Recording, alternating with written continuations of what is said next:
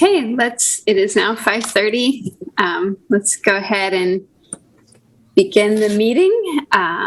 Welcome everyone to the July 8th meeting of the Humboldt Waste Management Authority. And we'll just go ahead and call the meeting to order. Since we are still on Zoom, just a few reminders. I know we're all pros by now, but please do mute yourself when you're not speaking. And let's see, it just makes the meeting difficult to hear. Let's see, all votes will be taken through a roll call vote. Please make sure to unmute your computer and answer yay or nay when your name is called. And in terms of public comment was accepted via email and in writing for both specific agenda items and general comments until 3 p.m. today. Comments on specific agenda items will be read by staff during that agenda item, and written and email comments for public comment will be read under item 3, public comment. And let's go ahead and begin with our roll call for today. I know Tyler's been doing that. Should I do it or does it? Okay, I'll go ahead and I'm going to do it. Okay. Let's see, Director Hogan. Here. Director Wilson. Here. And Director Bone? Yep. Great. And I know that we don't yet have Director Schaefer from the City of Arcata. She can't make it today, so we look forward to welcoming her at the next meeting we have. Okay. And let's go ahead and move to the consent calendar. Oh, Jill, you're muted. Was that intentional that you're muted? Okay. It was intentional, but we haven't heard anything from Robin. So Robin Smith with the City of Ferndale. So I am trying to look to see if he comes in. Okay, sure, yeah, and we'll note that. Thank you, and we'll note that when he does arrive. We have quorum though, so we'll keep moving forward. Let's move to the consent calendar. All matters listed under the consent calendar are considered to be routine by the HWMA board and will be enacted upon by one motion unless a specific request for review is made by a board member or member of the public. The consent calendar will not be read. There will be no separate discussion of these items unless pulled for discussion. And we have several different items on the consent calendar. Has anyone requested any item to be pulled? No. Okay. So we'll take the consent calendar as a whole. Does anyone want to make a motion regarding the consent calendar? So moved.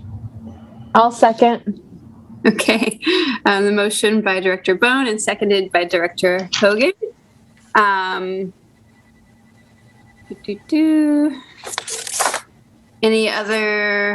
Does anyone wish to make any comments regarding the consent calendar?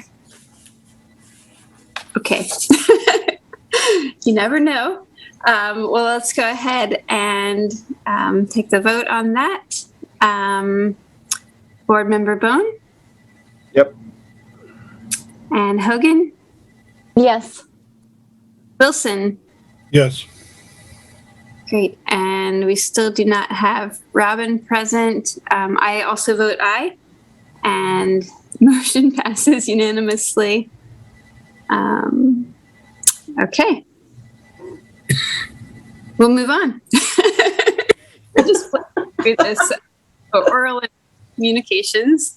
Let's see. This is the time provided for people to address the HWMA board or submit written communications on matters not on the agenda. At the conclusion of all oral and written communications, the board may respond to statements. Any request that requires board action will be set by the board for a future agenda or for referral to staff. As I mentioned before, public comment was accepted via email and in writing earlier today. Were there any comments, Director Duffy, to be read into the... We have not received any. I will double check with Tyler if you've seen anything come through before 5 o'clock. I have not seen anything, and I don't see any hands up. Okay, thank you. Are there any members of the public present who would wish to make public comment?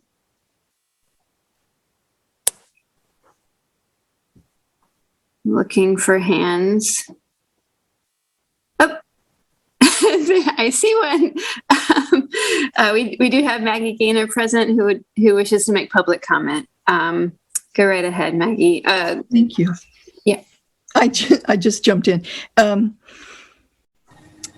I'm not sure if she's here this evening with you, but we have hired our new project manager, Jess Barger. We're excited. She's smart and high energy, and will one by one be contacting your different staff in your different cities just to see how things are going and in ways that we can help you with waste reduction. There was one other quick announcement that I wanted to make. I guess I'll just leave it at that for now. Thanks. Thank you. And it's nice to see you. Any other items for public comment? Okay, we'll go ahead and close public comment and move on to agenda item number 4, receive waste awareness presentation by Allison Poklemba of For Our Planet. Hello, Allison. Hey, everybody. Thanks for having me here. I'm going to share my screen with you.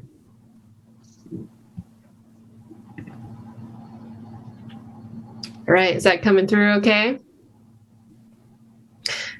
Excellent, thank you. So I am going to just tell you a little bit about our For Our Planet Waste Awareness Education Program, which is a project funded by the HWMA, and show you how we have morphed our classroom-based education program to make it through this pandemic year when nearly all classrooms in Humboldt County were not receiving people in person.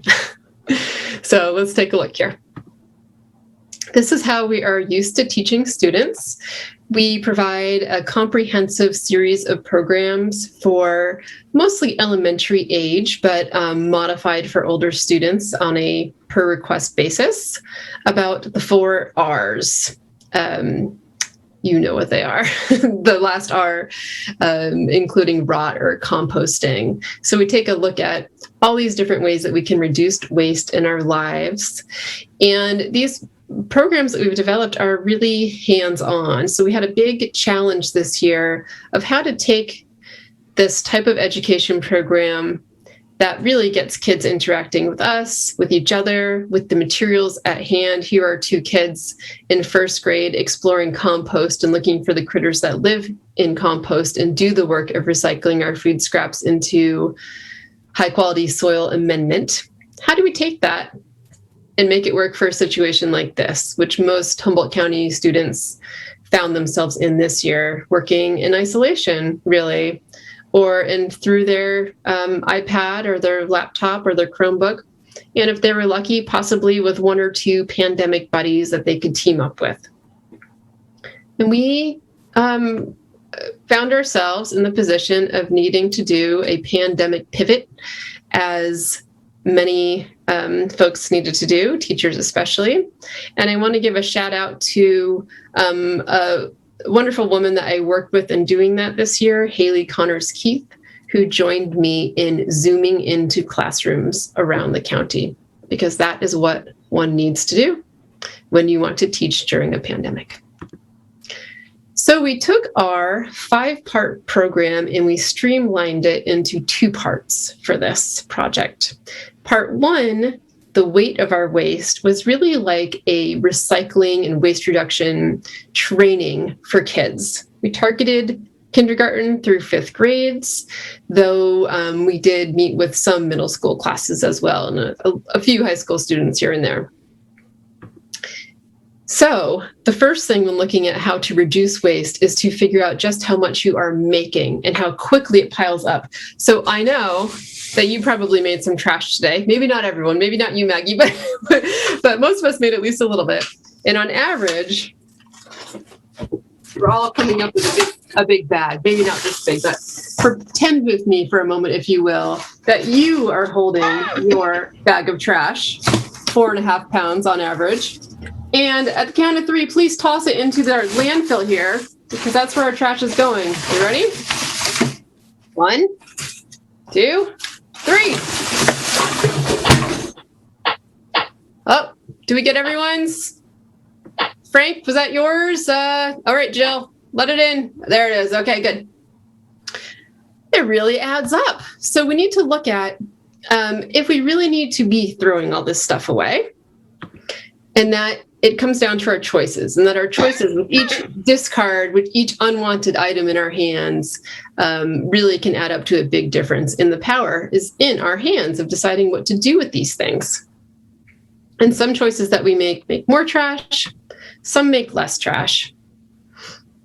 But the issue is that we have so many choices out there. And so with students, we walk through all sorts of different scenarios and how the power of your purchasing decisions, not all applesauce is created equal, can really impact the amount of trash that you are producing. And then we get into part 2. Well, where do these things go once you make the choice to either throw it away or recycle it? And so we take our classes on a virtual behind-the-scenes tour of the different facilities involved with handling your discarded material. And so it starts with a choice: trash can or the recycling bin, one being a dead-end street, one keeping materials alive and in circulation. Cereal box, what are you going to do with it there? All right, starting with the trash, let's see where it goes. You see these getting picked up by the trash trucks, headed to the transfer station, a place you all know very well. And it turns out students from the part 1 of their recycling and waste reduction training are so good at spotting things that should not be in this pile, as I'm sure jump out to you as well. So we look at where these materials go. All the way up to the Dry Creek Landfill outside of Medford, Oregon. 4 hours and 6 minutes, 202 miles to get there. A one-way street. So again, looking at footage of the landfills, the students are noticing all these things and are feeling really perplexed. Why is there so much cardboard in there? This is what jumps out to them initially. So those materials are staying there, and the trucks return to pick up more materials. But what if our 3rd grader here had chosen a different path for his unwanted materials and used the recycling bin instead? Thank you, Linda and crew, for inviting us into your facility in Samoa to actually capture some footage of behind the scenes, what this looks like for kids. See where the materials go. And here is our 3rd grader for scale. Those materials still really add up, and yet students are incredible at looking at a picture like this and noticing what doesn't belong. So this is a really important part for us, is keeping things that should not be recycled out of the recycling bins. And we talk about why that matters quite a bit. So I want students to really connect with the fact that their community members are the ones handling their recyclables, sorting them out. And so as I'm taking them on the virtual tour through the facility, I'm sharing with them footage like this so they can see who's doing the work and get a sense for what's involved. And at the end of it, we get this exciting moment, birth of a bale. So here is our same 3rd grader for scale. And so those materials, when they're being recycled, still really pile up. It's all about knowing just what to do with them. And that those bales will get turned into new things, and those materials will be kept in circulation. So what did our outreach efforts look like this year? Well, through the remote classroom visits, we were able to actually do a really great job of reaching schools throughout the county, 17 different schools, 85 remote classroom visits completed, reaching 1,486 students. And here's just a list of what the schools look like who we reached this year.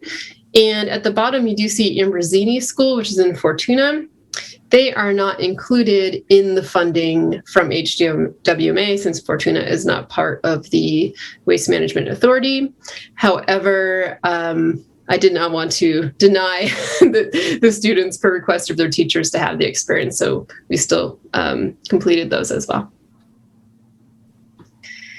And you can tell a lot about how the project is working by the little thank you notes that you get from students and what jumps out to them. I used to never know what to do, what to throw away, but now I know. It makes it easier. This girl says, I really like sharing what we were going to recycle.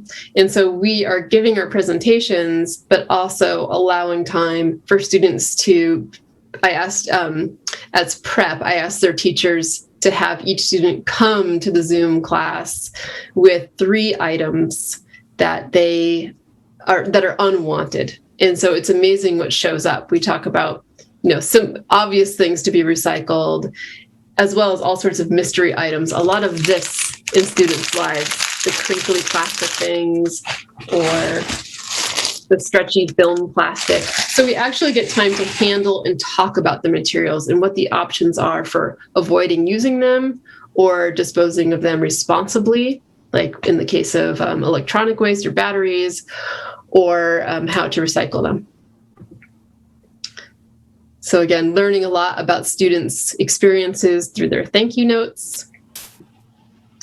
And also, I put this coffee cup here as a reminder because in the feedback that we get from teachers through surveys too, there's some important things that come up. And one teacher had mentioned specifically that she came to our classes with her Starbucks to-go coffee cup in hand, and then in some ways had a revelation about it while there, and realizing that even in these types of actions that she is being a role model for her students in that she has changed her ways and is bringing her own reusable cup or making her own coffee at home, bringing that to school instead. And that really stood out to the students, and that in this way, in teaching the students, they are providing positive pressure for their parents back at home to say, hey, why are you putting that in the trash, Mom? That's supposed to go in the recycling. Or, hey, Dad, you don't need to be using that disposable cup from the get-go.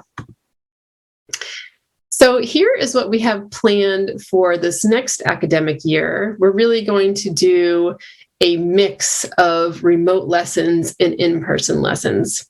As you can imagine, the public school landscape still has a number of uncertainties when looking at the year ahead in regard to the pandemic. Some schools are much more open than others at this point. And so we're thinking that we will remain agile with those potential changes.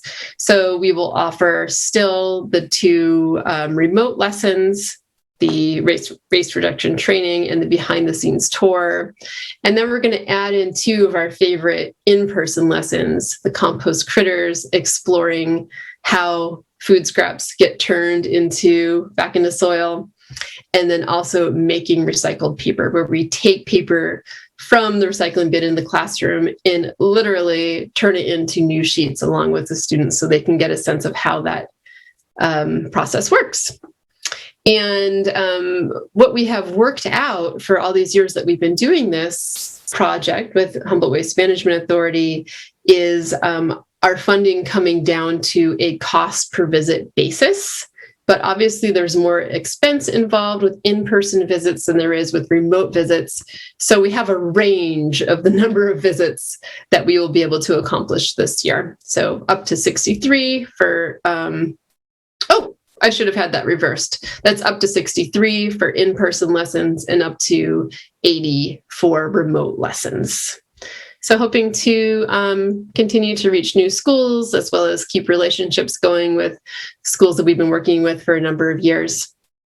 And I just want to say thank you to all of you at HWMA for feeling that this is an important project and that teaching our school children how to reduce their waste is important in funding this this effort to do that. So I'll stop my share with you. Oh, and feel free to be in touch anytime. There's my contact info with questions. And if you have any questions for me, I would love to answer them. And if not, I just want to say thanks again for being able to make this project happen. Thank you, Allison.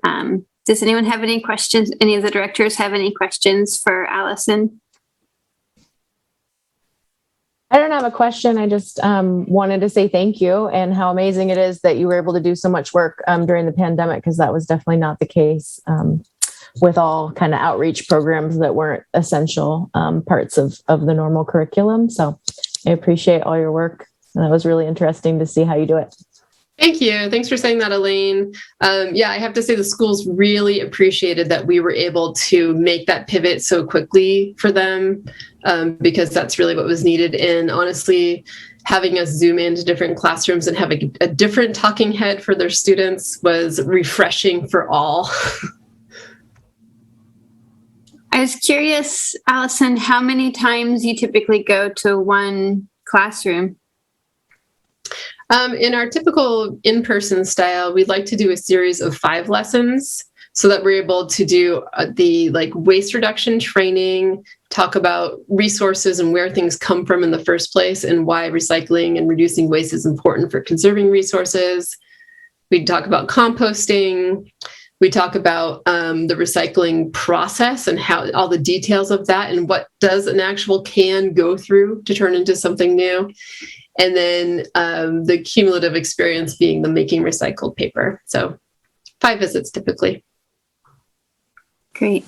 Yeah, and just to echo what Director Hogan said, this is really fantastic work, and thanks for doing it. You know, even under changing circumstances. Any other questions or comments from any of the directors? Okay, and then I do see you have a fan, and you know, for for public comment, we do read, or you know, for public meetings, we do read the chat into the public record. So you have a thank you, Allison, from Donna Marias's most awesome class. So you've got fans out there in the world. Anyone? I guess this is a presentation, so we don't typically take public comment. Thank you for sharing your contact information. So if there are any members of the public who want to reach out to Allison, you can do that.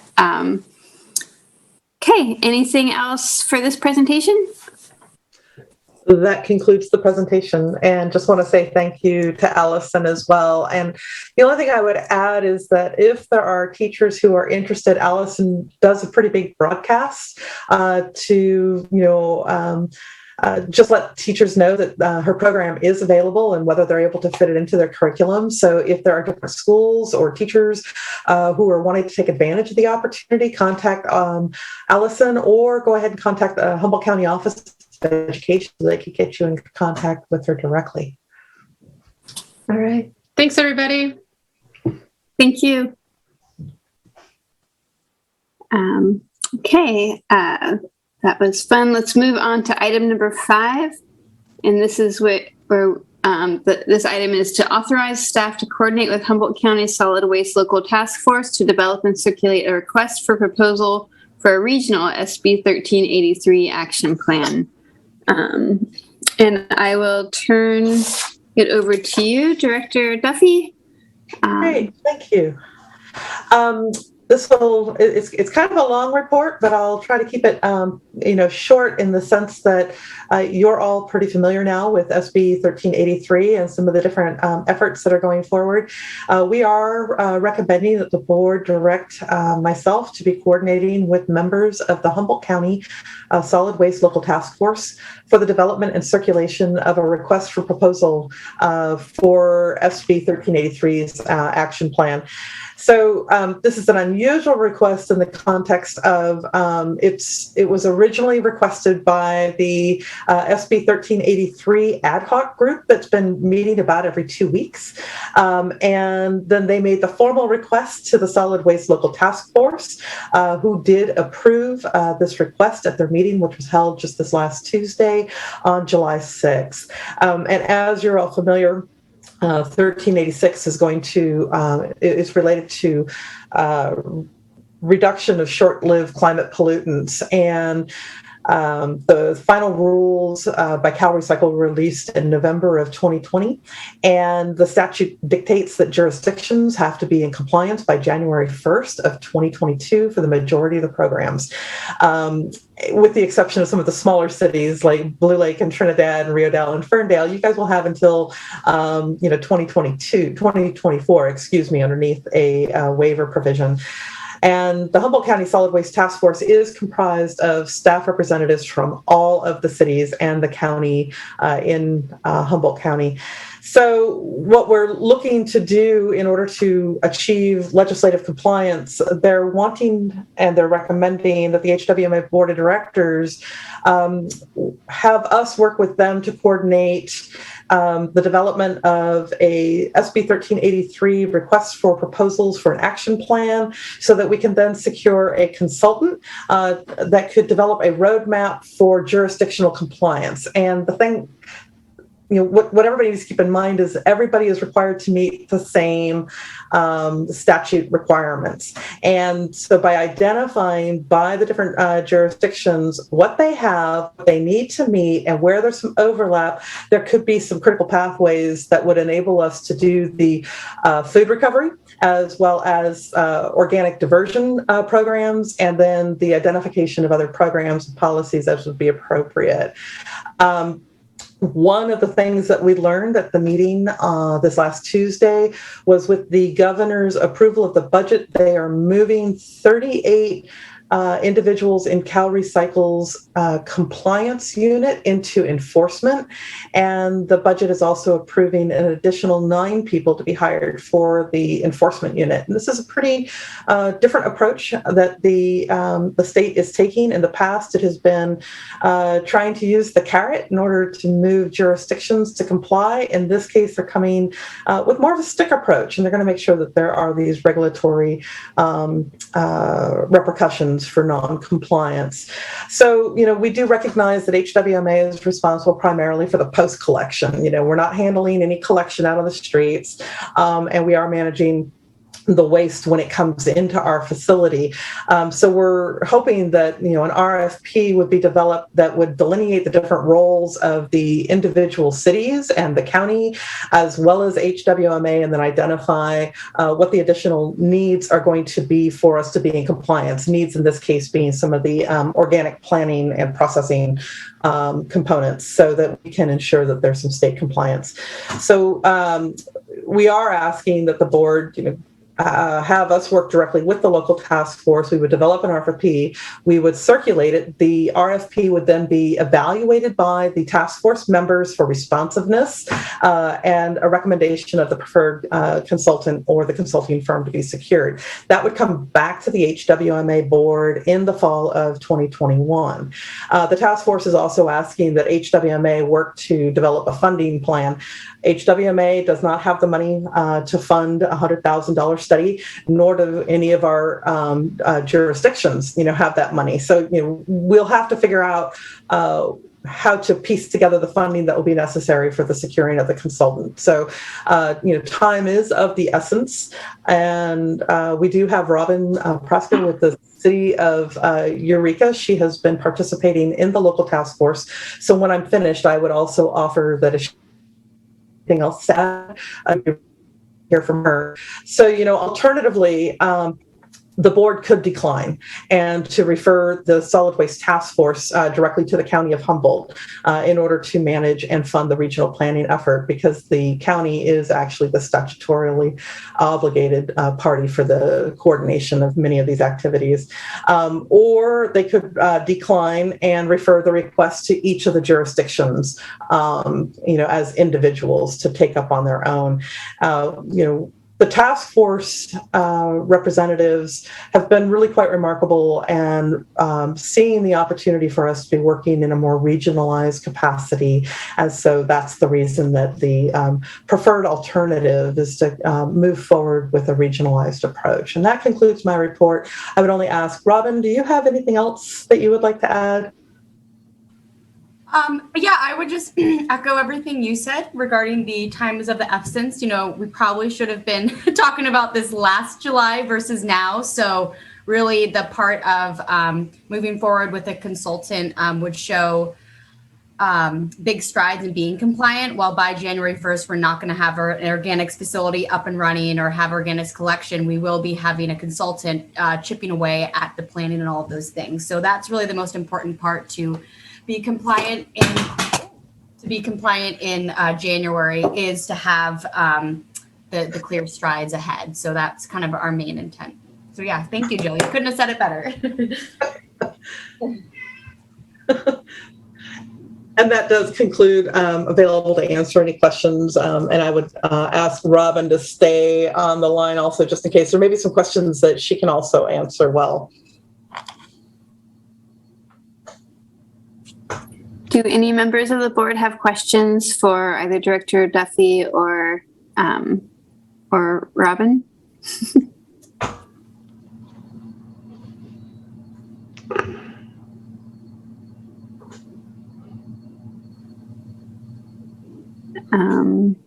Okay, seeing none, we will open this up. Do any members of the public wish to make public comment on this item?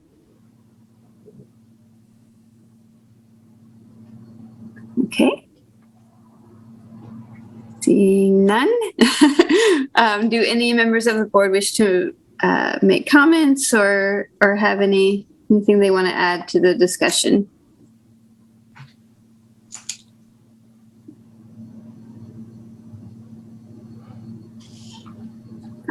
Well, I'll just say that I'm really glad this is moving forward, and I think this is, in terms of representing Eureka, I think this is going to be a really good solution and direction for Eureka. And yeah, I've heard nothing but good things about the local task force meetings. So thank you to everyone who's bringing so much energy to that process, because I know that it doesn't always have enthusiasm and excitement. No offense. I mean, anyway. And let's see, Director Bone, did you have something to add? Yeah, I'd like to ask, I see Linda Wise here, and since Recology is doing this and many other places are getting ready to, and we don't know what we're doing. Linda, what are you doing in other areas, or what is Recology doing as a whole, since you guys have a little expertise on getting ready for this? Well, the SB 1383 includes a lot of other parts of organics other than collection and disposal. So the parts of it that we've been helping with, and we're helping Fortuna, Rio Dell, and Ferndale to kind of get a little bit further ahead, was trying to design a franchise agreement that is compliant with 1383. Those are the parts that we can help the communities with. But this law is so big, and everybody's contracts are in different places. For the collection part of it, I think the direction of this, what Jill and Robin have been talking about, is appropriate, because we need to find what the communities, I say we as a Humboldt County resident, need to find out is, where are the gaps in each one of these areas? What needs to be filled?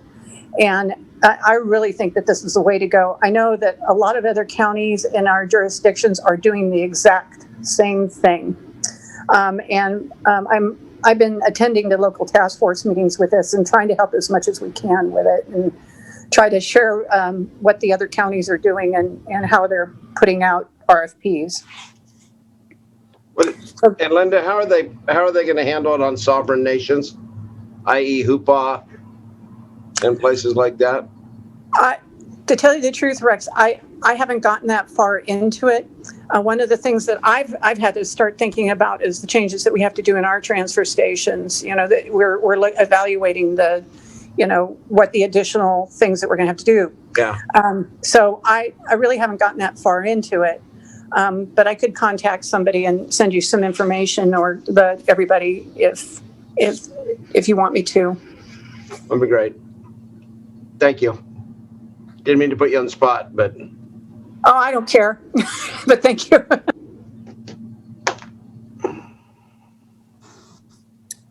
Thank you. Director Hogan? Yeah, I had a question. So the RFP would come back to one option, I guess, is HWMA would put it out. Okay. And what we have experience with RFPs, and what is the timeline for actually releasing it? So we are actually scheduled to have a meeting next week to talk with the local task force members. And so the task force members are going to be responsible for the development of the RFP. So we would just become the center point for purposes of being able to do the distribution, in addition to receiving and then also fielding any of the calls that come in around clarification and whatnot like that. I do want to clarify what I thought I heard you say. The task force is asking that they would put it together and then release it, and then the consultant recommendation would come back to the HWMA board. Alternatively, the board could say, we want to see the RFP before it's released. The reason that the task force didn't want to go down that path was because it would just take some additional time. So that was just an additional step.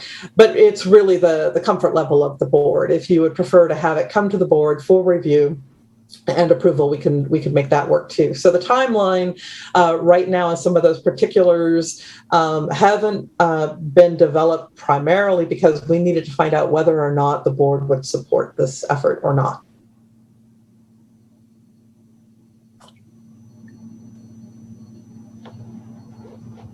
Director Wilson, I saw you turned your camera on. Did you have questions or comments that you wanted to add?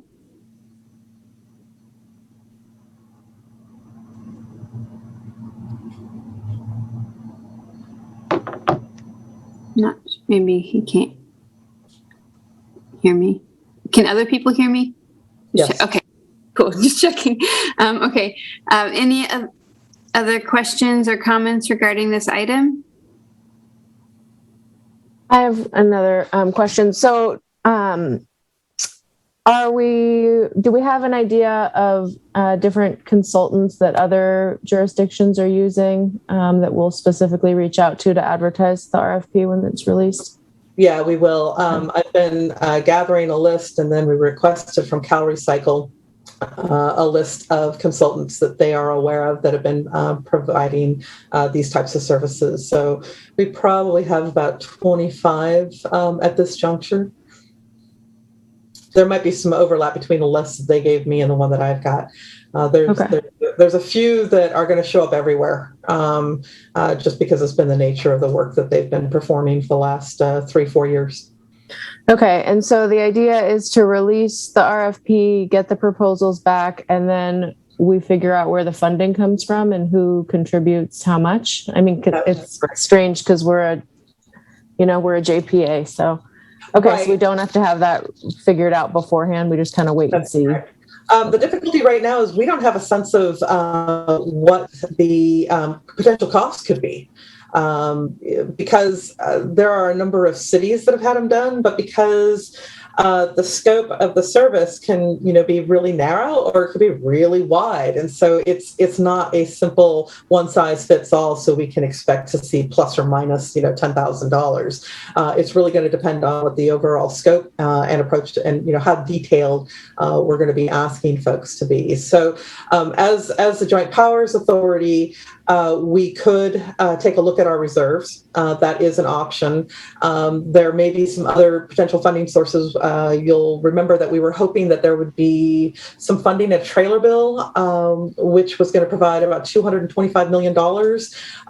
And that would equate out to about $125,000 per city. but that didn't advance. And so I think task force members were hoping, hey, that could be a really great thing because then we could be pooling that money in order to secure the consultant and the other planners that would be necessary for us to take actions. With the city of Fortuna, they are not a member of the authority, nor is Trinidad, but Merit has already indicated that they will find a way to come up with, their fair share also. So we'll talk about proportionality and some of those other funding mechanisms. It's entirely possible that there may be some funds available through the county as well. So we just don't know yet where all the potential pots are and how we can leverage those pieces together. And it doesn't have to necessarily be paid out the day we sign a contract either, if that makes sense. Yeah, definitely. And so, yeah, I mean, I would hesitate to not take the recommendation of the local task force. They're the ones that have been involved, and this is their recommendation. And at the same time, and I recognize the need for large scale planning because it's huge. But on the other hand, I do think it's unfortunate that we don't have anyone, or there's no entity that can help coordinate and help us with it, and that we may end up paying who knows how much to some consultant when we really do need money for implementation. But I do understand that we have to plan and we have to know what we're implementing first. So yeah, if this is the recommendation, I'm happy to support it. It'll be interesting to see what we get back and how we're able to come up with the funding, and also the timeline that they're able to produce, like a plan with actual implementation and action steps. Because as you noted, Cal Recycle seems like they're going to focus on enforcement, and so we already know we're going to be behind and possibly having to pay fines for noncompliance. And so yeah, we got to get something going. So thank you. Director Wilson? Yeah, I had a couple questions to particularly Jill. You said that funding bill didn't pass? That's correct. When was that voted down? Well, I don't think that it was a request to the governor through the budget appropriation through the governor. So it wasn't a bill that was voted down, but a request to the governor's office to set aside that money. When was that decision made? Would have been done when the governor approved the budget on June 15th. Because we just had a letter that we were sending out to ask for that money. Were we completely behind the ball on that? I mean, when you say we, are you referring I'm to? talking about the city. Oh, yeah, I think so. Okay, there was another question. There was another bill before somebody, I think it was a Senate bill, to extend the timeline on this. That's correct. And actually, it wasn't to extend the timeline. It was to extend the enforcement of the bill. So forgive me, I've been inversing the numbers in my head. It's either 619 or 691. It's one or the other. And something like that. Yeah. And so basically that it would direct that Cal Recycle not move into immediate enforcement. It would be for those communities that are demonstrating good faith efforts that they are working to address and develop plans to implement SB 1383 requirements, that they're basically just given a little bit of latitude as compared to those communities that are saying, no, we're not going to do it.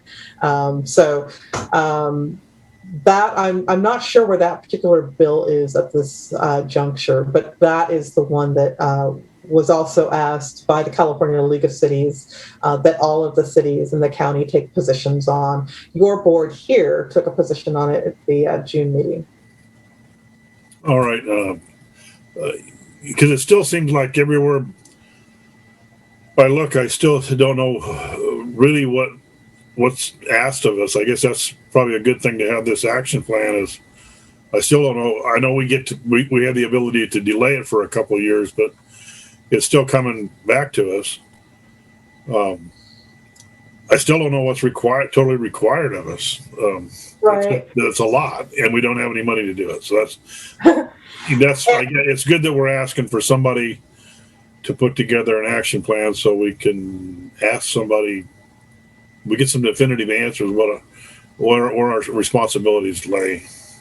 Right. There is a present video, that is available on Cal Recycle's website. It's a couple of years old now. I will forward a link to you.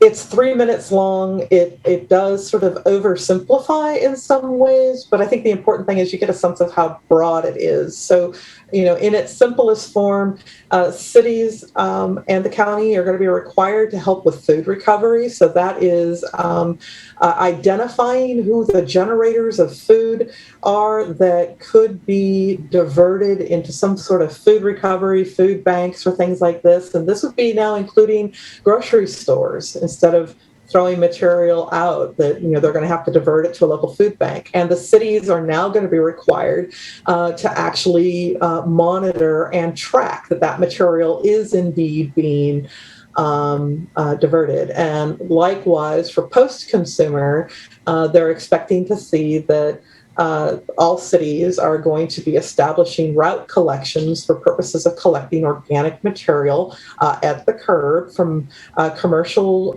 generators as well as residential, and getting it to a food process, or not a food processing, some form of organic composting or anaerobic digestion. And so, these are pretty large in scale, large in terms of, cost. So there's also the cost of the containers. With respect to the enforcement component at the local level, they're expecting that there are going to be staff members or contracted out to the franchise haulers to be doing periodic lid flipping just to ensure that people are being compliant. And if they're not, how are you going to be enforcing your residents to make sure that they're not putting food waste into garbage cans? Take it out a step further, there's procurement requirements so that jurisdictions are using renewable natural gas, or they are taking the compost that has been generated and using it onto city properties. So it's very broad. And then, of course, along with all of this is the necessary record keeping that Cal Recycle is going to be requiring. And it's going to be very onerous. I mean, it fundamentally turns, waste management on its ear.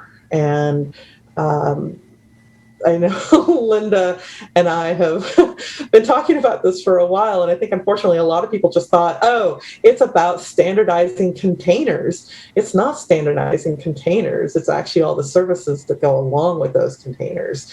So it is big, it is broad, it's more than any one person here or even really one entity can take on. It's going to require all of us working together in order to find some viable solutions. I do just want to note, not for a shock factor, other than it is a bit of a shock factor, City of San Diego is, they have kind of a unique setting in which they have the People's Ordinance, which means if you've got a resident that lives alongside a public roadway, you do not pay for solid waste services. Right, so the costs are all picked up through commercial, and that's how it's all subsidized. And with these changes, they're seeing their budget appropriation for purposes of container replacement only is $30 million, and it is, across the state, you're seeing individual communities wrestling with what the cost is going to be. So if there's an opportunity where we could be working together in which we are reducing the overhead in terms of the administrative functions, in terms of the enforcement, in terms of working with our franchise haulers, anywhere that we can for the economy of scale to demonstrate that we are being, not just compliant, but, we are working in good faith towards meeting these objectives. This is the first place where we can start doing that. All right, thank you.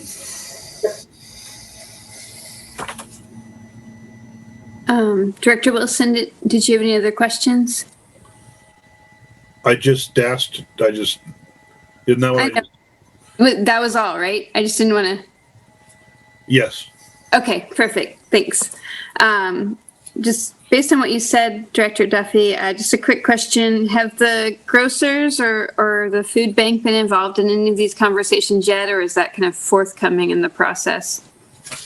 I believe it's going to be forthcoming right now. All of your respective staff members have been trying to get their heads wrapped around what this 1383 is. Like board members not being so, familiar with the details. Likewise, many staff members are either. I mean, even for the transfer stations, we're going to have new requirements. And so we're trying to understand all of that.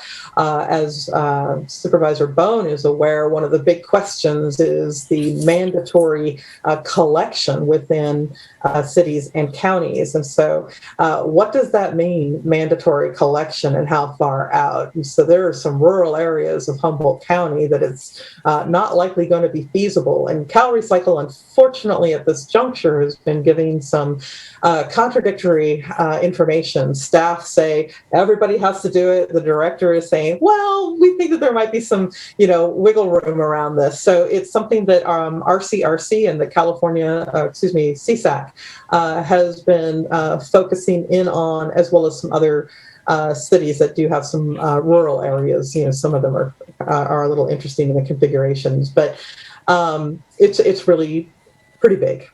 It's really big. Thank you. Any other questions or comments, or would someone like to entertain a motion?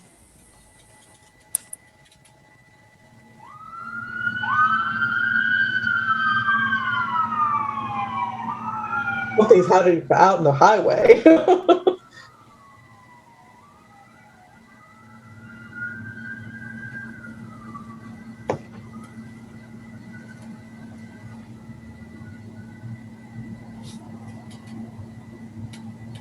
Yeah, I'll make a motion that we authorize staff to coordinate with the local task force to develop and circulate a request for proposal for a regional SB 1383 action plan.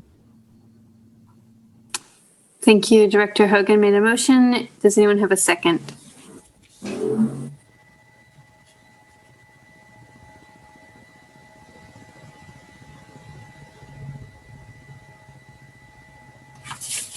I'll second. Okay. So let's see. Let's go ahead and take the vote. Director, Board Member Bone? Yep. Wilson? Yep. Hogan? Yes. And I also vote aye. Motion passes unanimously. Just for form, can we see if there's any public comment on this item? Oh, I'm sorry. That's okay. I thought we already did that. Okay, does anyone from the public wish to make comment on this? Many apologies. Oh, Director Wise. I just wanted to say, I was thinking about what Robin was saying about being on it last year. I just want to say, I think it would have been really hard on them to understand what was going to be required, since the rulemaking wasn't finished since November. So, Leslie, I want you to know, I think Robin's being hard on herself. Thank you. And Maggie, did you also have public comment? Well, just I'm listening to Director Wilson, and just for a little bit of context, a lot of the focus on California legislation that is waste related in the 70s was it was kind of driven by tourism and California's embarrassment that there was litter all along our highways. And there's a lot, SB 650, a lot of stuff. And so instead of throwing it out your car window, here's some recycling alternatives. Then it went into the 1980s, and by 1989, it was Californians were concerned about real estate and landfill space. And oh my God, we're not going to have enough landfill space. So a lot of legislation was focused on, and a new term was developed, landfill diversion, my least favorite term. And now in the past 10 to 15 years, It's about Californians' concerns about flooding and fires and everything caused by global warming. And so SB 1383 is born out of that concern and the state legislature. And that's why you're getting this landmark, comprehensive, much bigger and badder legislation that will have much more impact than we've had since AB 939 in 1989. That was big then, but it's not about landfill diversion anymore. It's about waste being an important. It's climate action, things that we can do to reduce waste, and in particular the methane that comes from landfills. So I don't know if that context helps a little bit. Thank you. And Leslie, I'd like to add one more thing. And after the meeting is completed, Cal Recycle did put together, it's a short flyer for elected officials about what SB 1383 is. I will have that forwarded to all of you. I took a look at it, and it's a little clunky. So make sure, you just, when you have some time so you could go through, it'll hyperlink to different things. So I'll do that along with the video that Cal Recycle put together. And I'll get that sent around to all of you. Great. Thank you.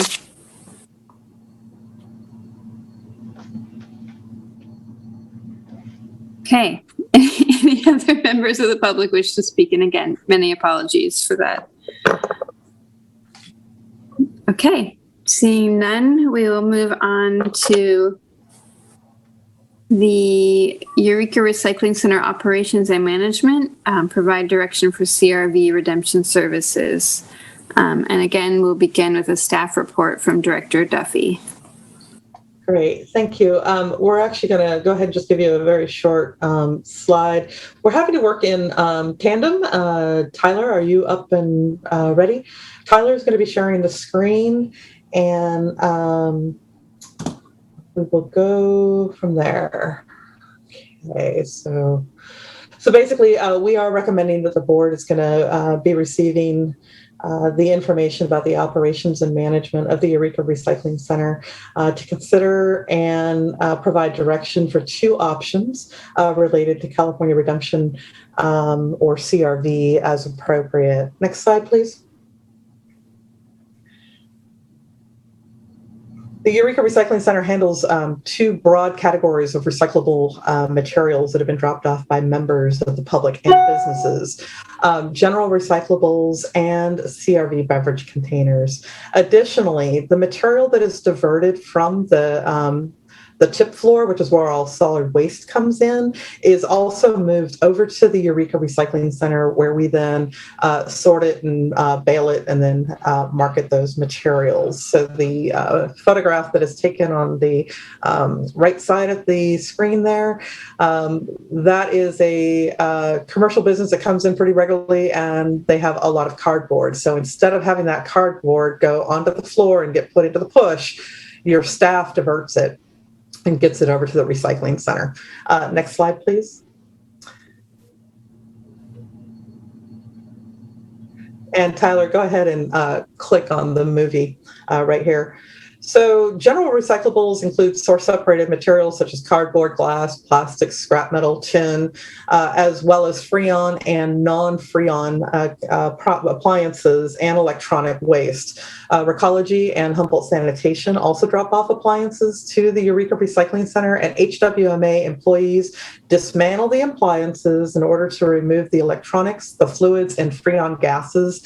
And then they prepare the e-waste or televisions for shipping, and they bale materials and secure transportation to specified brokers from Portland to San Francisco.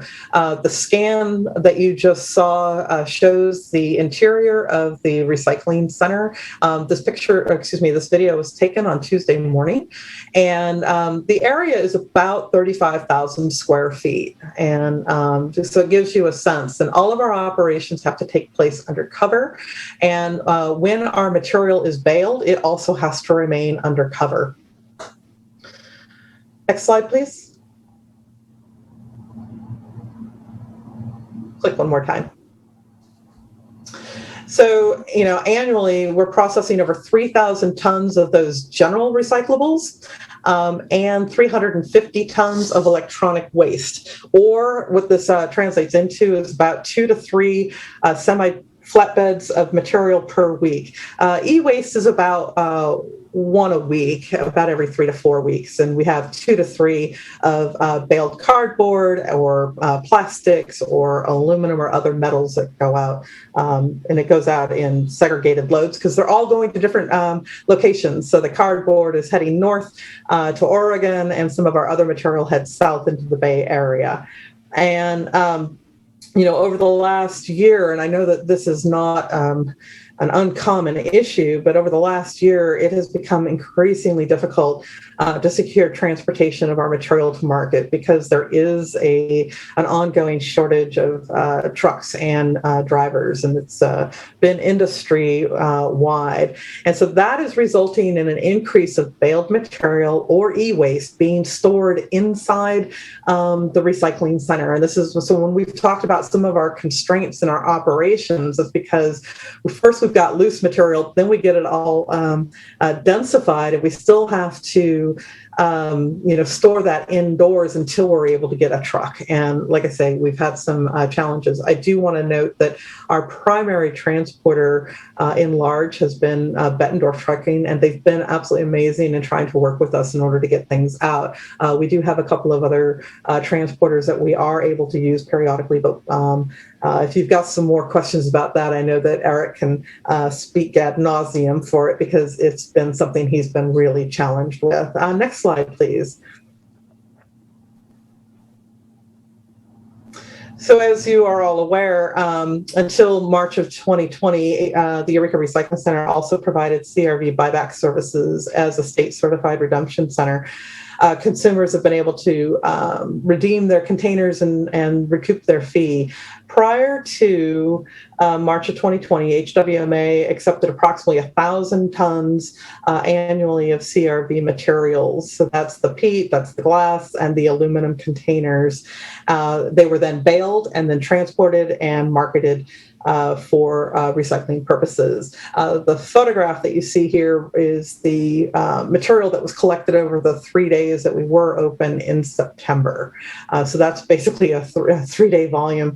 It does translate into about a truck a week. But again, you have to remember that plastic goes to plastic, or where it's going to go for the source. So depending on where the material is going to get shipped, you're looking for those containers. In 2019, HWMA paid out about $1.2 million to CRV customers with an average daily of 225 customers and an average payout of about $4,500 a day. Those 225 customers, we have to take individual weights for each material type that comes in. So what it translates into, if you bring in plastic and your aluminum cans and your glass, each one of those items is going to be grouped together, weighed, a transaction ticket generated, and then you have the singular payout. But we have an average of 450 individual daily weights that are captured. The aluminum and plastic is baled and hauled by HWMA and our contracted trucks to market, and glass has been processed and hauled by a certified processor. In this case, we've had a long contract with Humboldt Sanitation. Humboldt Sanitation, at the point that they became a decertified, they are no longer able to perform the processing and hauling. So we don't yet have a way to be handling the glass that would be coming in. And that's one of our challenges that we've been working on for a while. Next slide, please. So the actions to date, go ahead and just click on through.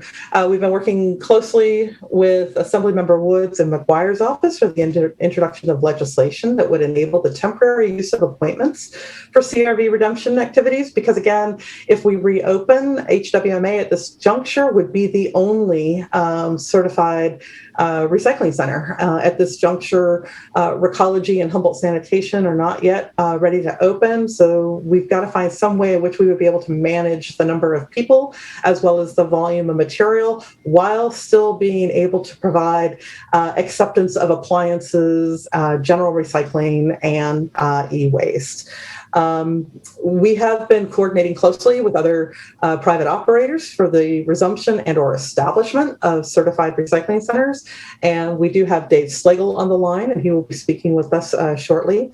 We've been participating in the local grocers group in discussions with CalRecycle and state representatives about the shortcomings and the necessary legislative fixes to the existing bottle bill. And we have been expressing strong support of Assembly Member Woods' bill, AB 1311, which would allow CRV redemption sites to temporarily operate using a appointment model. I do want to note that particular piece of legislation made it through another hurdle just the other day for the Environmental Committee. It is moving forward without opposition. It will likely get taken up for a vote after the summer recess. It'll come up for vote by the group in mid-August, I believe, is what the time frame that they're looking at right now. Director Duffy? Yes. Question. When that does pass, which it probably will, that won't change our position on taking recycling, though, will it? That's what we're asking you guys to help us with tonight. Okay. Okay. So then there are currently 58 grocers and obligated retailers who are now providing CRV buyback services. They were not providing these services prior to September. So these were all of the sites that are currently on CalRecycle's website. If you're aware that they're on the website and they are not performing the service, then CalRecycle is asking that people inform them of that because they are avoiding fees. With the adoption of the budget, the board did freeze 2 material diversion technician positions at the Eureka Recycling Center. Next slide, please. Thank you. So first, go ahead and go click. There's 2 options that we're asking for the board. One is whether HWMA is to continue with our CRV certification and operations efforts, or to support Hambro's recycling request to suspend, that HWMA suspend our CRV certification efforts.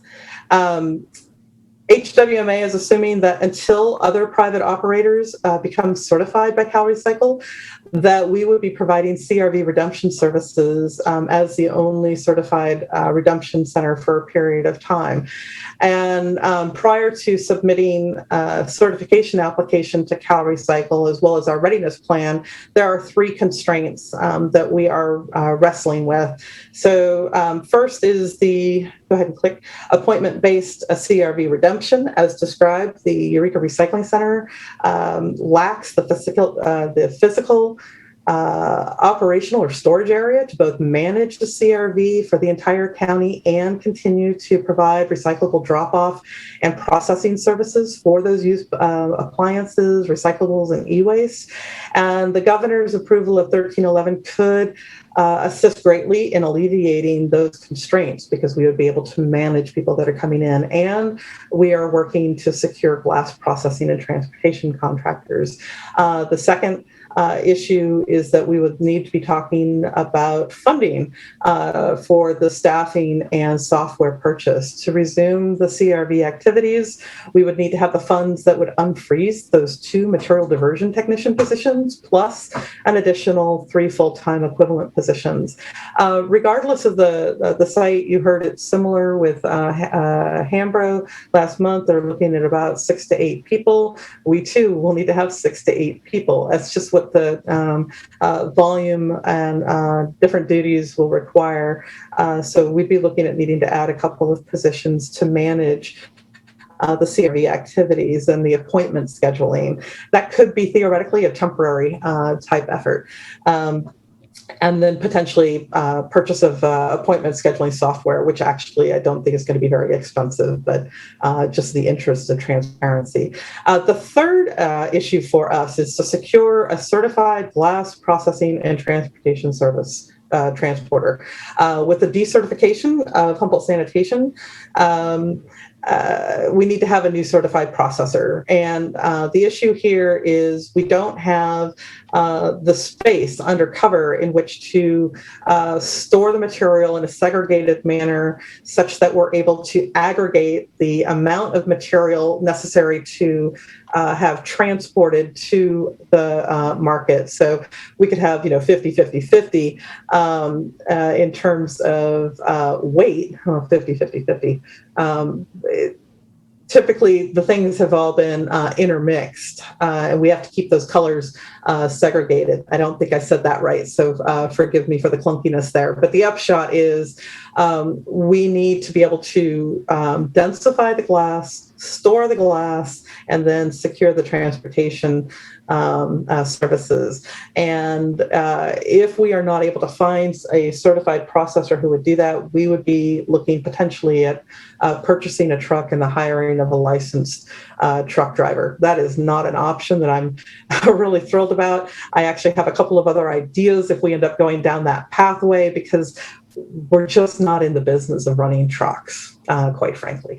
So provided that AB 1311 is approved by the governor and HWMA is able to procure glass processing and a transporter, the Eureka Recycling Center could theoretically open approximately 90 to 120 days following the submittal of a CRV certification application to CalRecycle.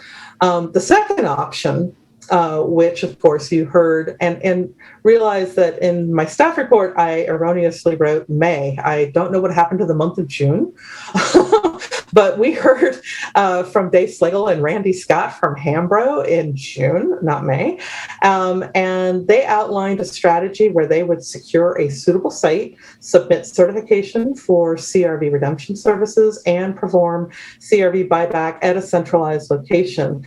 Hambro's determined that they will need as much material as possible for the necessary return on investment, and they have requested that the HWMA board basically direct that we not resume CRV buyback services at HWMA, the recycling center, for an undetermined period of time.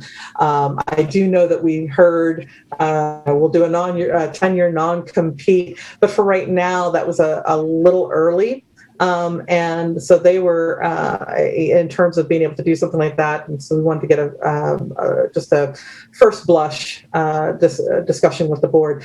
Hambro representatives have stated that they anticipate potentially opening as soon as late August. And this is what they had indicated at the June meeting, and that they would get the necessary site approval and CalRecycle certification is secured. So should the board decide that they want to move forward with option one, we would recommend that a special meeting be held in either August or September for the consideration of staffing and funding approval for CRV. Should the board select option two as a preference, then HWMA staff would suspend our ongoing planning efforts around the resumption of CRV services for a minimum of 6 months so that we could provide Hambro an opportunity to demonstrate that they have site control, that they've been able to secure the equipment and the staff and the certification and the initiation of operations. If after 6 months Hambro has not opened, then HWMA staff would return to the board for purposes of providing an update. Well, I don't have a problem with that. Probably take that now with all the crap. And receive further direction from the board. And that concludes my part of the presentation. And I would just invite Mr. Slagle. I don't know if Randy is in the room with you also to address the board, but the board wasn't able to take action on this at the last meeting. And this is simply bringing this item back forward so the board can take direction accordingly. Randy's here. He's got my back. Okay.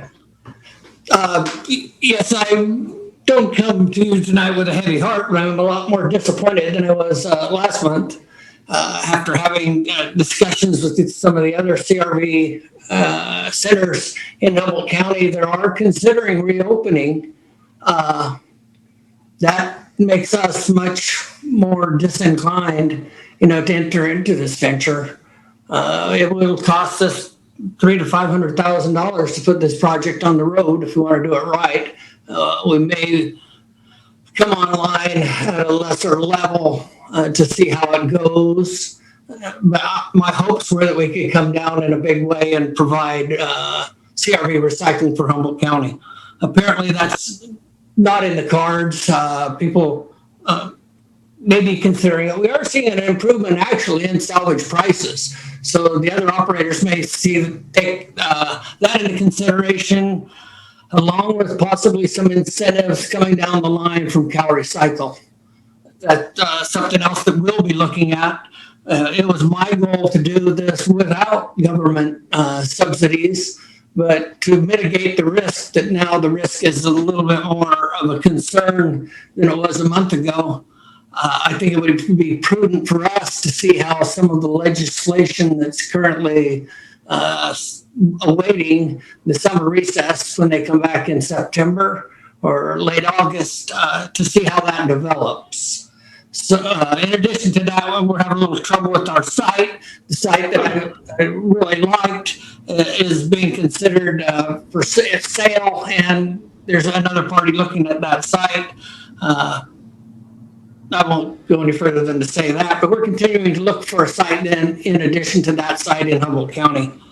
So confident that we could be online relatively quickly, but now we're pushing it back. It certainly won't be late August because we need to wait and see what the legislature does as far as how they're going to deal with underserved areas, and whether it's going to be operational assistance or these pilot projects and some capitalization assistance.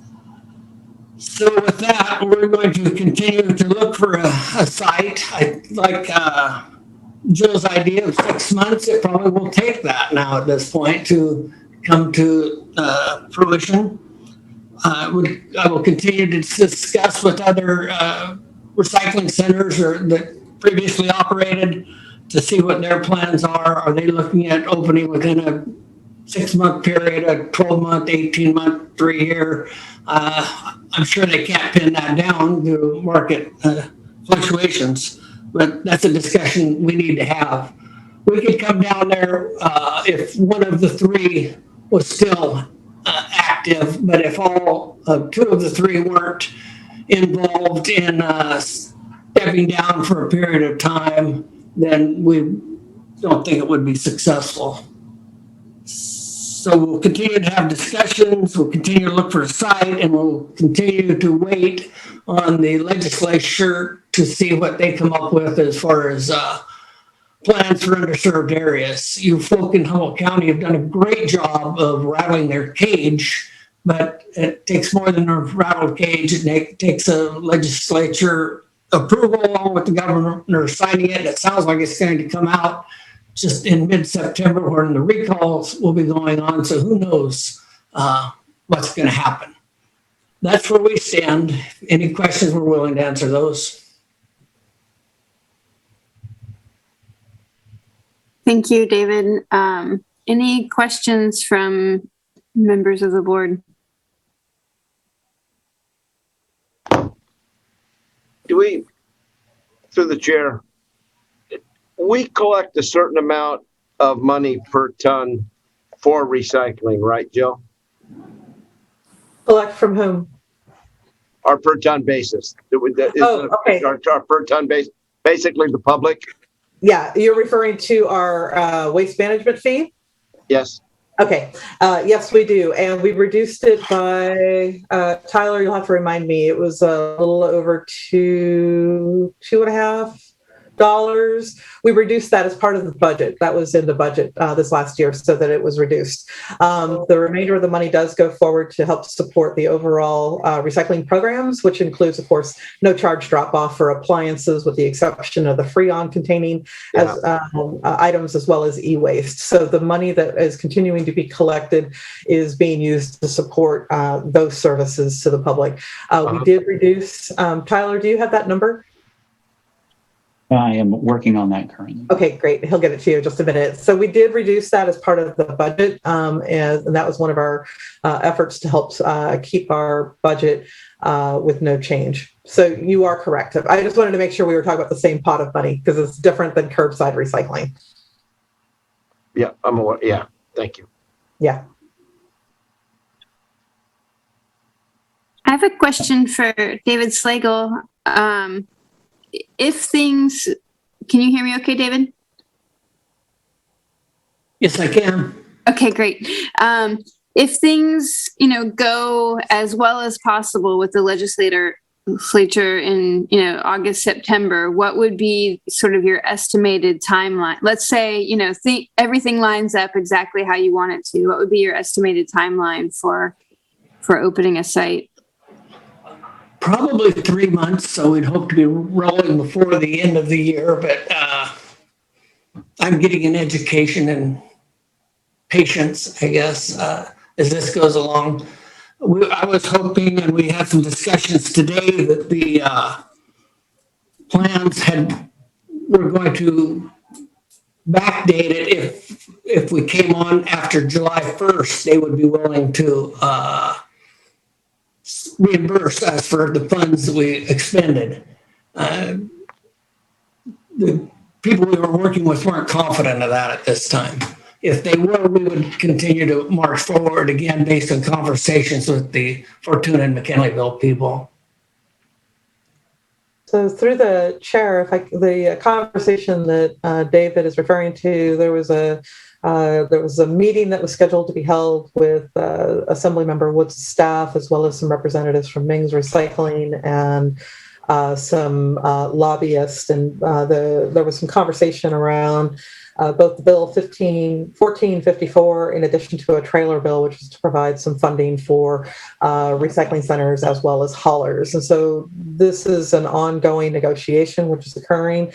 And I think Mr. Slagle was hoping that they'd be able to avail to some of the funding if it was made available, and if it would be able to be applied retroactively. The advice that they shared today was, because of some recent machinations on a couple pieces of legislation, they felt that it wouldn't be prudent to go out. If you go ahead and expend the money, it would be done at your own risk. And unfortunately, the conversation that we had ended up having to be abbreviated because of another pressing issue. So we are going to be having that the discussion continue tomorrow morning.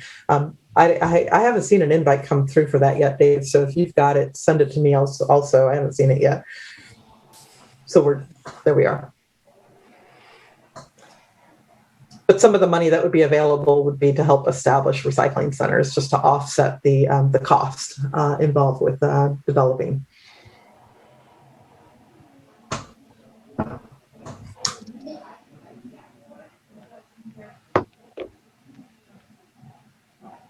Any other questions for either Director Duffy or for David? Chair, I have a question. Go for it, Frank.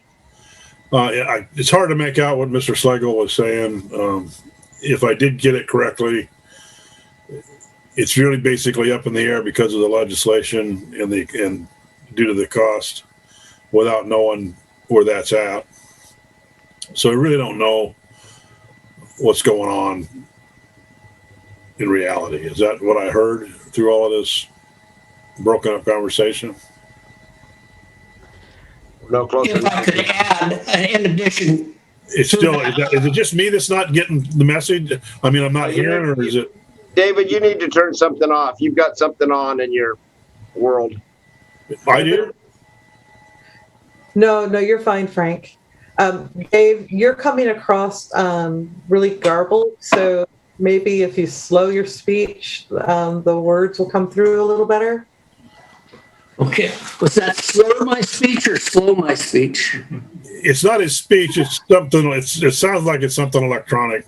Yeah, Sounds it like- is. Sounds like you have an extra speaker on. Which one? Turn that one on. This one? No, the big one. This one? This one? I mean, can anybody else summarize, I guess, a response to my question? It's basically an up in the air thing. We're no closer to anything than we were 6 months ago. That's exactly what I would think was interpreting. Thank you, Mr. Bones. I wouldn't say that. My point that I didn't get across apparently was if the other two recycling centers in Humboldt County were not going to come back online, we would be inclined to continue to move forward. What, David, what are the other two? Are you talking Eel River and McKinleyville? Or are you talking Willow Creek?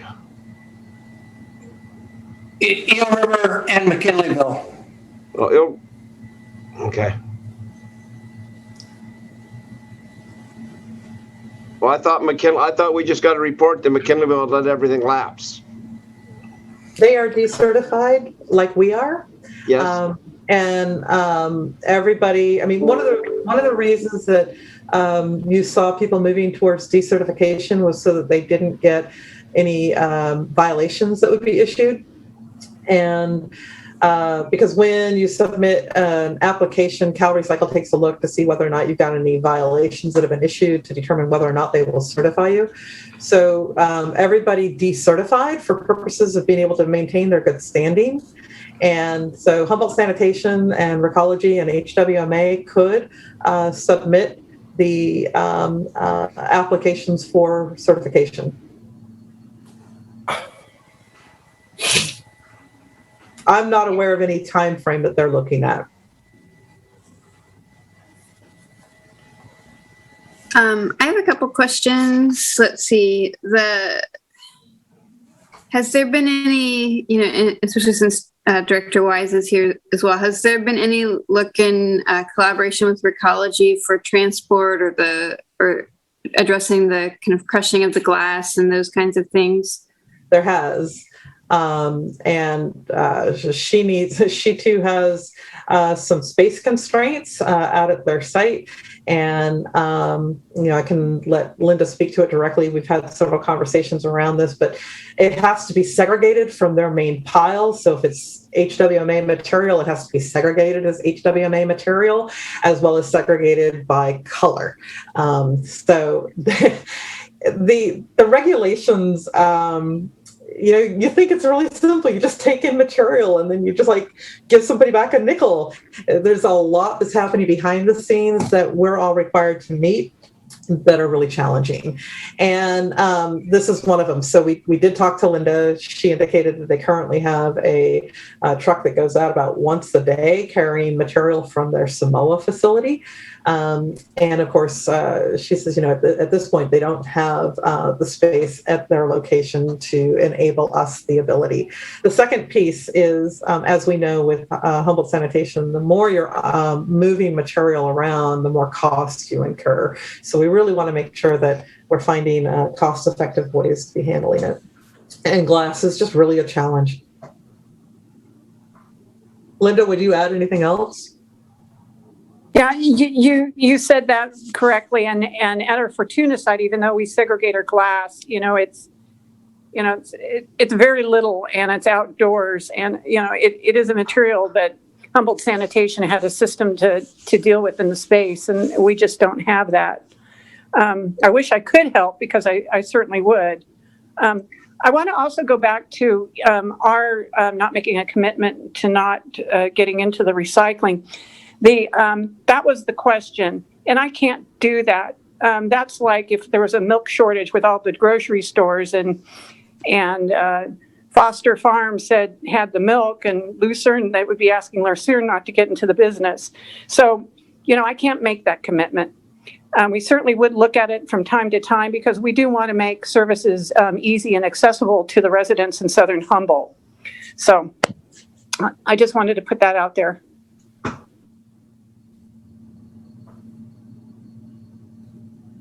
Can I ask you a follow-up question, Director Wise, related to that? I mean, have you been looking at the situation in Humboldt and in Eureka and, in Northern Humboldt and considering kind of getting into the business, so to speak? I think that we wouldn't open anything that wasn't already existing. That's where it would be. It would be the easiest for us and the most familiar for the residents. But talking about the Fortuna and Redway facility, I just cannot commit to not doing that. Thank you. And then just another question, I think, for Director Duffy. Do you have an estimated cost of like how much the equipment needed for glass processing would be?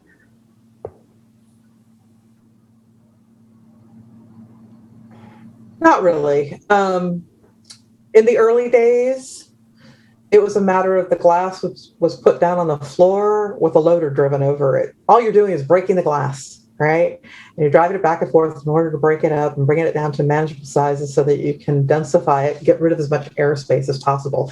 We no longer have that floor space because we are now storing treated wood waste and mattresses and other items that we have been diverting. And, our real challenge, as we've talked about in the past, is that we're simply we're bursting at the seams in terms of our existing operation, which again is why we were looking towards the acquisition of the other property that was just to the east of us. So that is, right there. That's one of our big things. There could be some other mechanical equipment. I don't have a sense of what those costs would be. Eric may have that off the top of his head. But we would be needing to find some way in which to densify that material. And so that's really it is, I can't say that it's second to, but it is equivalent to trying to manage the amount of material that would be coming in.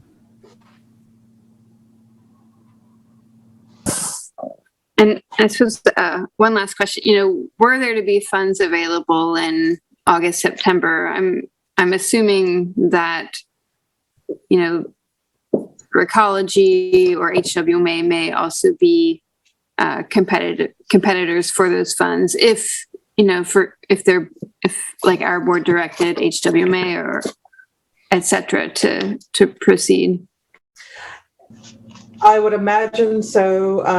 The language has been moving around a little bit. There's been some negotiations with the haulers, and in this case, I want to make it really clear that when we're saying haulers, we're talking primarily a lot of the larger firms in the Los Angeles area that are seeing an opportunity to augment some funding that they've got.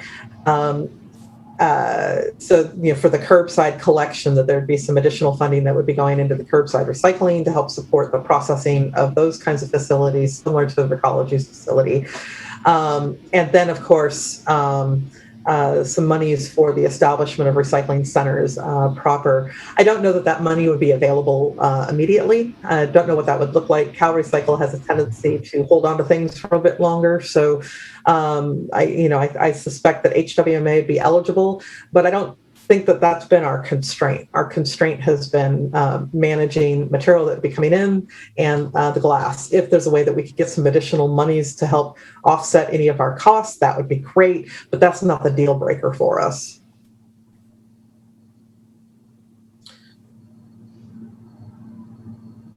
Any other questions from members of the board?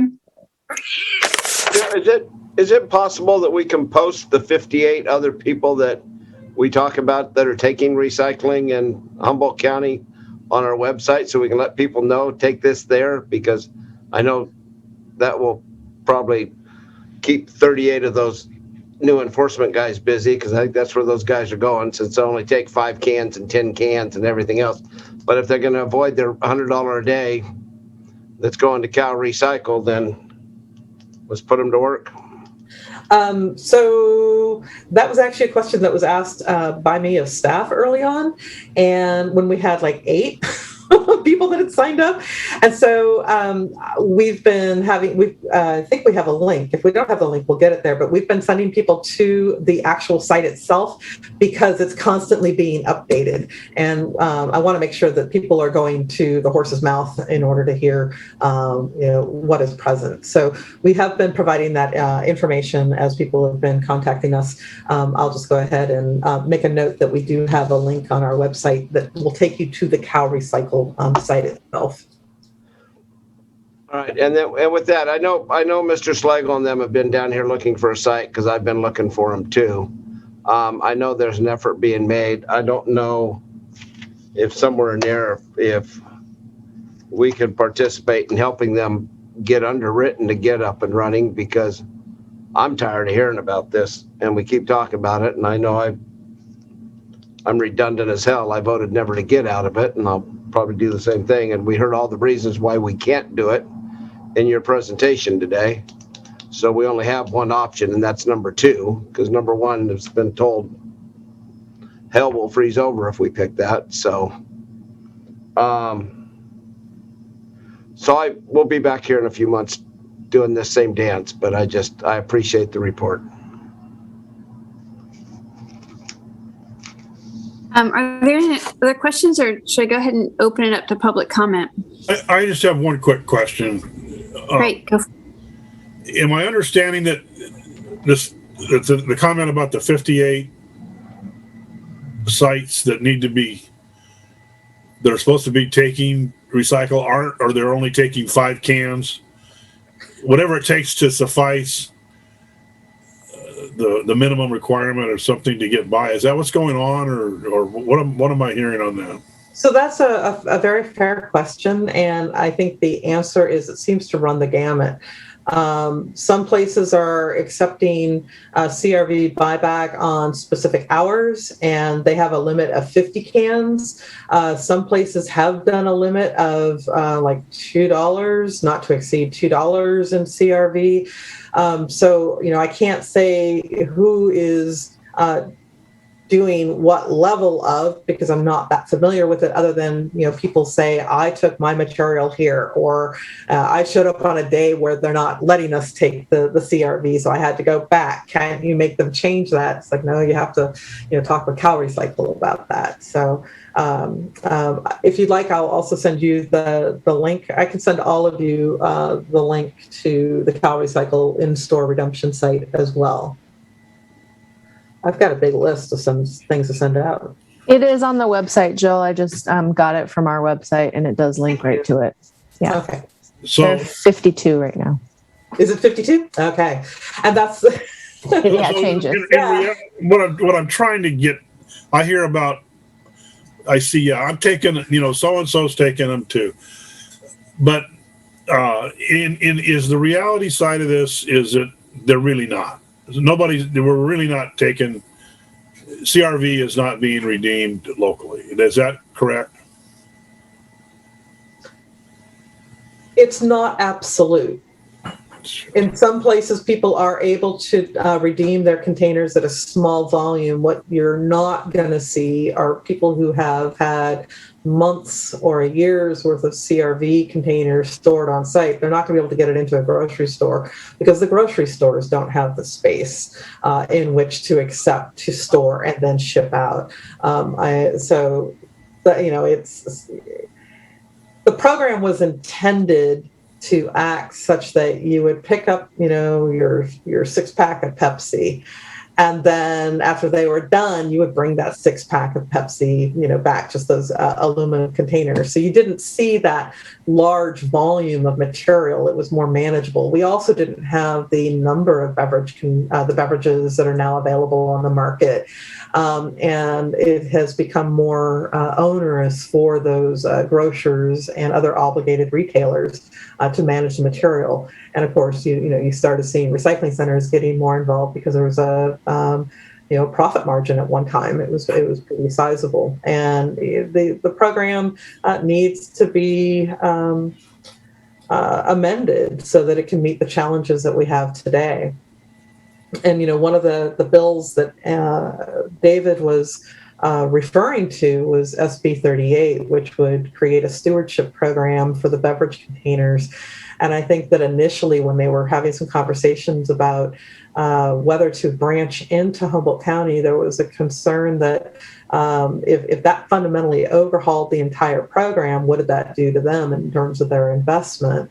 SB 38 right now is kind of in a place of suspension, but there are some really good ongoing conversations that are happening, but it's not going to be happening in the next few years, despite the fact that we desperately need to have an overhaul of our beverage container program.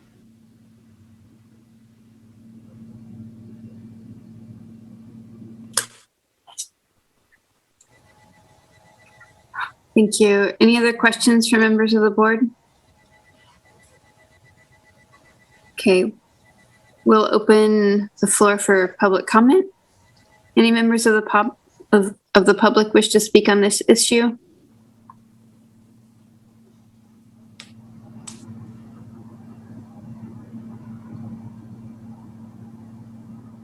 Okay, seeing none, we'll close public comment. Any members of the board wish to make comments or entertain a motion?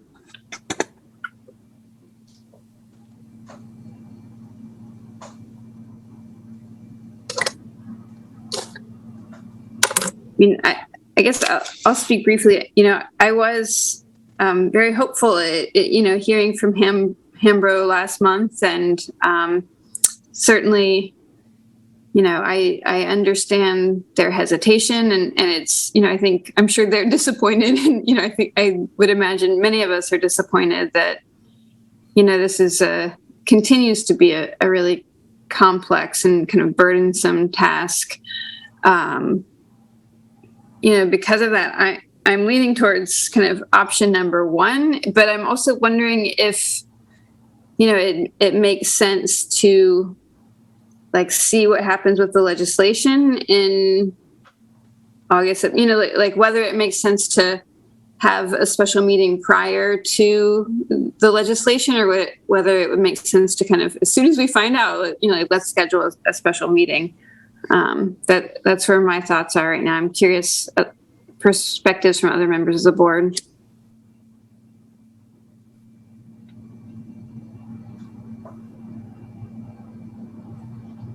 In my sort of assessment of this whole thing, even though Hambro seems to be less optimistic than they were last month, they do still seem more willing or in a better position than we are. Given that we have space constraints, and we also handle a variety of other material. And so, yeah, I would lean more towards us holding off on planning for the next 6 months, and then letting them see if they can still get something going.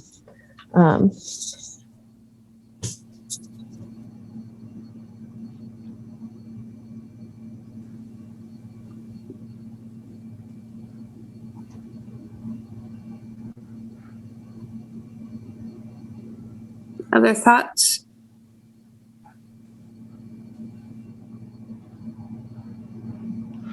I'll second that, because I was just going to stay out of it because we have no other option. And it's not going to do anything anyway, I don't think.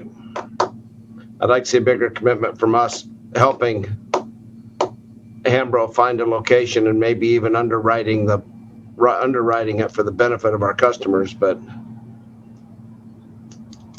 anyway.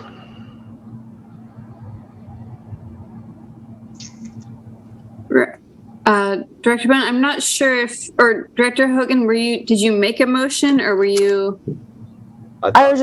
No, I didn't make an official motion. I was just giving my thoughts. I could make a motion, but I thought we wanted to just wait and hear from Frank and Rex first. Sure.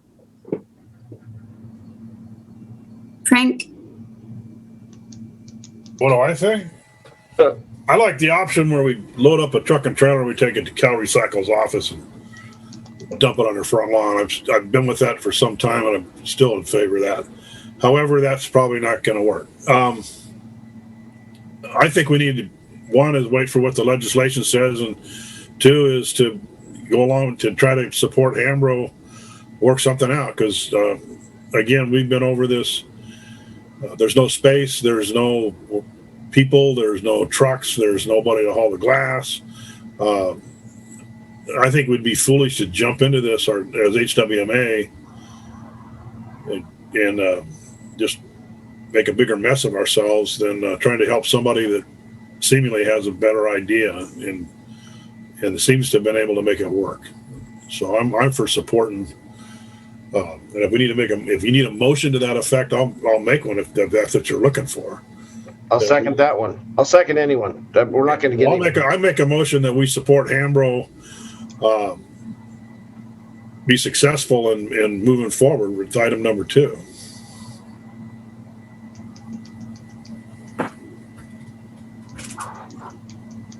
So we have a motion, and Director Bone, did you second that motion? I'm pretty clear. Yeah. Okay, just wanted to make sure because it wasn't quite. I was going to second anything. We're not getting anywhere. Okay. Okay, we have a motion and a second. I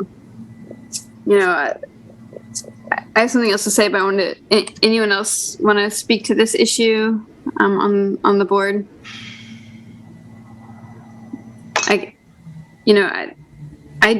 I still am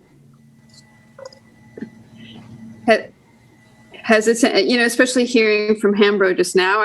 It's hard for me to say that they seem more capable of doing it than us, based on the statements they just made. So I do feel hesitant on waiting 6 months to kind of see. And in my mind, I think it would be preferable to kind of postpone the decision until we see what the legislation is, and then actually revisit this as a board at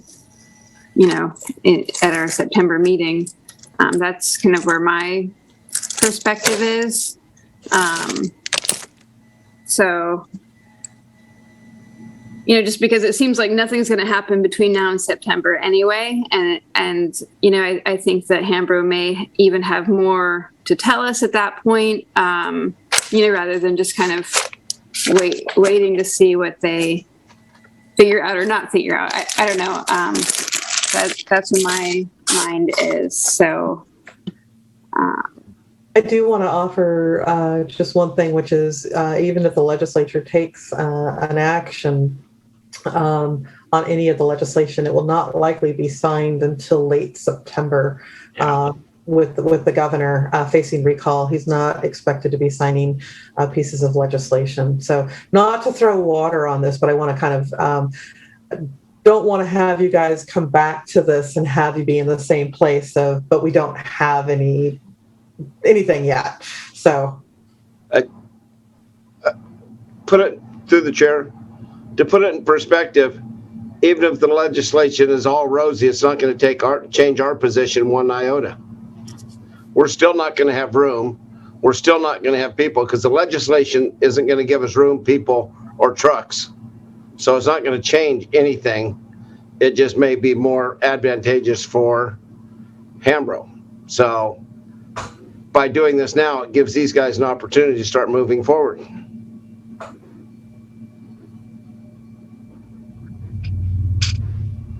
Yes,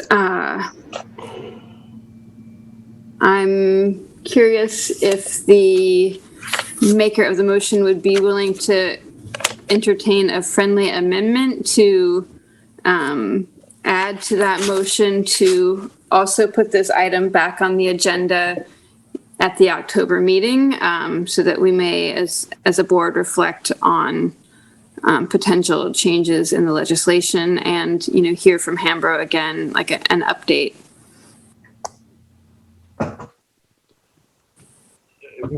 I'm not sure what if I need that as an amendment. What I was saying to support Hambro and move, I guess that's what I said, it was to support Hambro, make something happen, which would, I still don't see us doing it.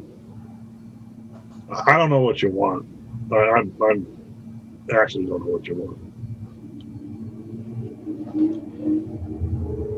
So is that a no? just so I'm clear. Yeah, that sounds like a no. Okay. Okay. I heard. Any other comments from the board? Okay, let's go ahead and take a vote on that motion.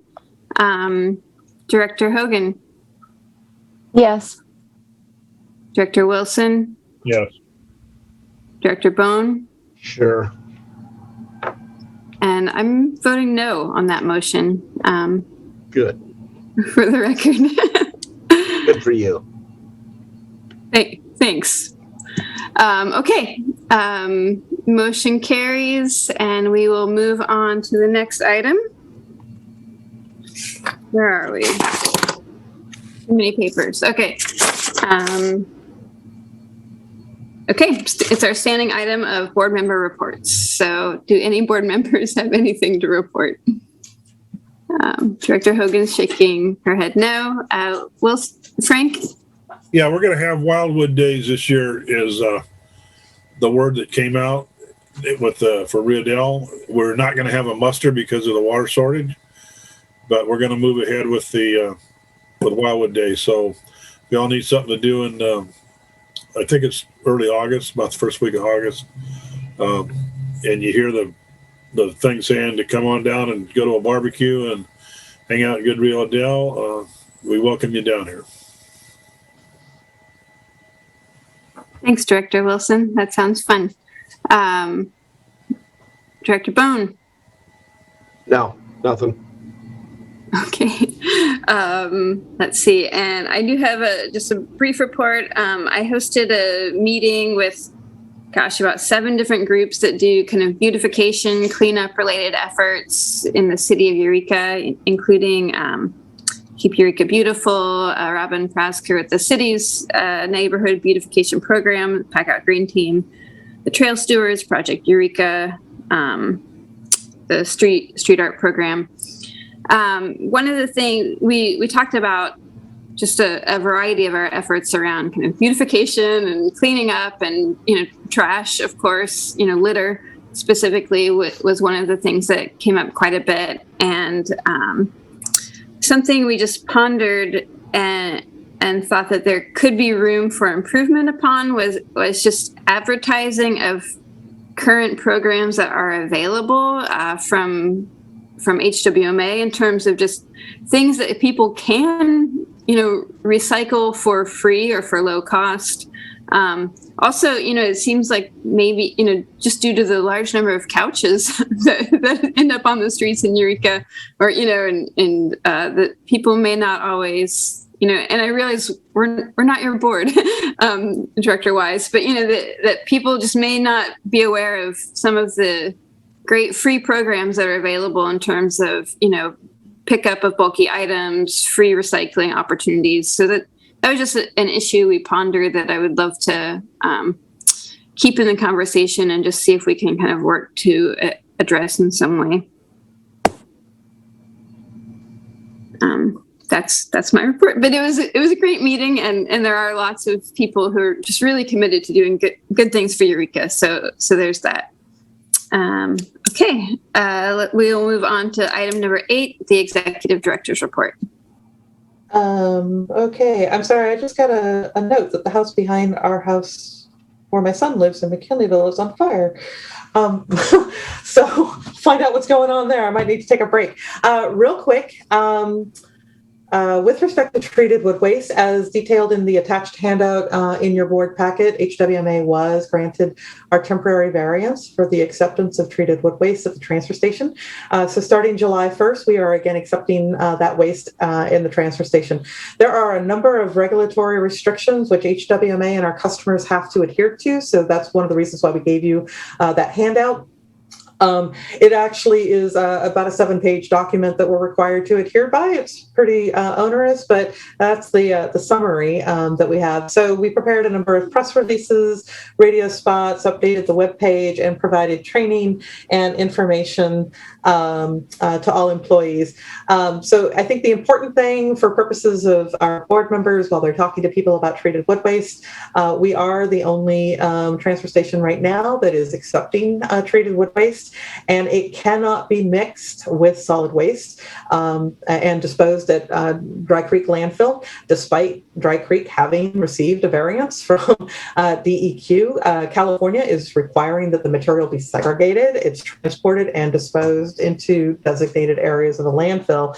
So we are segregating and we are arranging for transport to the Anderson landfill, which is located, of course, south of Reading. I will tell you that we were a little concerned on the first day that we reopened because we had over 2,000 pounds of stockpile treated wood waste from a single customer that came in, followed by a number of additional heavy loads. So, that caused us to kind of do a moment of, if this continues, what are we going to do for space? So it appears that over the last week, we have actually seen an average of like 100 to 200 pounds a day. So we're hoping that that's going to be more normalized as time goes on.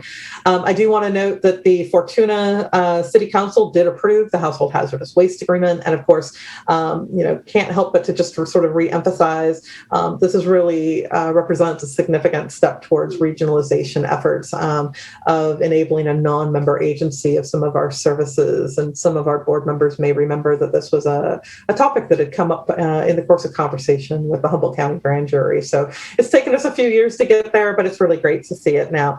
Integrated waste management contract with the County of Humboldt. The 5-year integrated waste management plan was prepared and submitted to the county. It was also provided as a courtesy copy to the Solid Waste Local Task Force at their meeting on Tuesday, and they'll have an opportunity to review that so that it'll be reviewed and approved by the task force in probably September, and it'll be submitted to Cal Recycle before December of 2021.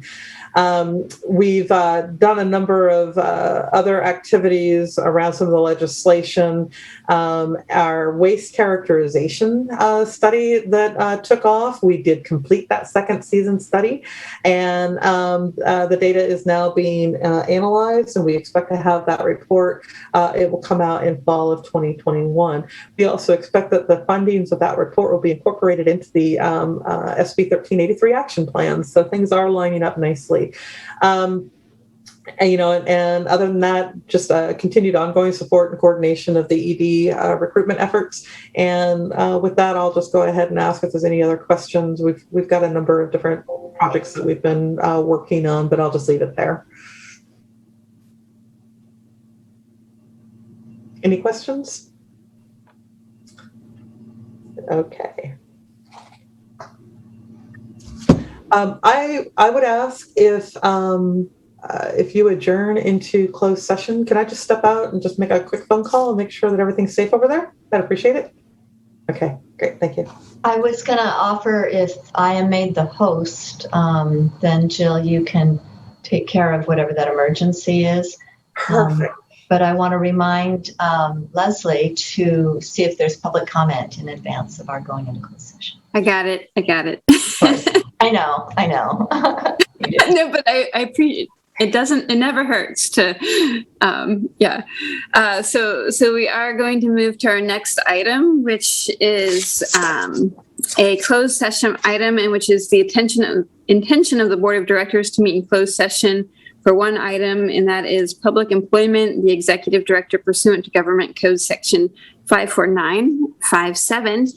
But before we move into that closed session, are there any members of the public who would wish to speak on that item? So we'll open up public comment. Okay, I do not see anyone wishing to speak on that item, so we will close public comment and go ahead and move into the closed session. And thanks to everyone who attended the meeting tonight. We will report out of closed session at the end.